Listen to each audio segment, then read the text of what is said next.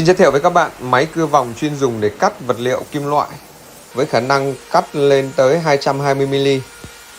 Máy cưa vòng là một trong những thiết bị không thể thiếu trong gia công cắt ống sắt, thép inox, đồng, nhôm và một số các loại kim loại khác, phục vụ cho những mục đích cắt khác nhau anh em nhé. Như là máy cưa vòng tự động, thủ công và máy cưa vòng bán tự động, máy cưa vòng ngang xoay hoặc là máy cưa vòng hai trục. Và đối với những góc cắt phức tạp thì công ty chúng tôi có những cái dòng máy cưa vòng đứng. Và trong gia công kim loại thì máy cưa vòng có nhiều ưu điểm nổi trội hơn so với máy cưa mũ, bởi nó tạo ra âm thanh nhỏ, ít ồn ào anh em nhé. Và khả năng cắt là chính xác, vận hành thì rất là dễ dàng. Chính vì thế nên là nó là một lựa chọn rất là lý tưởng cho anh em cắt kim loại nặng hoặc là cái kim loại dạng bó. Mỗi một lần cắt mình bó lại rất là nhiều ống cùng với nhau.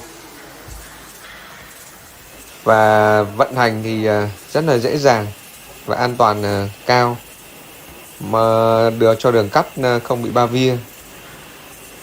Và máy được nhập khẩu bởi công ty cơ khí Babylon CNC với động cơ mạnh mẽ và bền bỉ anh em nhé. Và khi anh em mua máy thì bên công ty Babylon CNC sẽ hướng dẫn cho anh em, hướng dẫn vận hành, chuyển giao công nghệ máy cưa vòng đầy đủ cho anh em và chuyển giao trên toàn quốc. Máy có thể điều chỉnh nhiều cấp độ cắt, nhanh hoặc là chậm, tùy thuộc vào độ cứng của vật liệu anh em nhé. Máy có thể điều chỉnh được nhiều góc cắt khác nhau, như góc 90 độ, góc 45 độ, góc 60 độ. Và máy có chế độ là tự động nâng hạ lưỡi cắt và có thể điều chỉnh tốc độ lên xuống nhanh hoặc chậm. Nhờ vào hệ thống thủy lực, mình có thể vặn van, muốn nhanh chậm mình vặn cái van thủy lực thì nó sẽ theo ý của anh em. Máy cưa sắt vòng có thể cắt được đa dạng các hình dạng vật liệu, như là dạng tròn, dạng hộp, dạng đa hình, dạng sắt bó.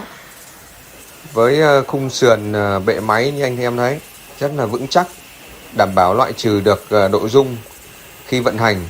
Máy sử dụng cảm biến hành trình, được trang bị thiết bị an toàn anh em nhé. Ok, ngoài cung cấp máy cưa vòng thì công ty Babylon CNC còn cung cấp các loại máy cơ khí khác, như là máy hàn laser công nghệ hiện đại nhất hiện nay, hoặc là máy cắt CNC fiber kim loại. Đây là dòng máy hàn laser. Nếu có nhu cầu xin liên hệ công ty Babylon CNC 093 225678. Ok, xin cảm ơn, chào các bạn.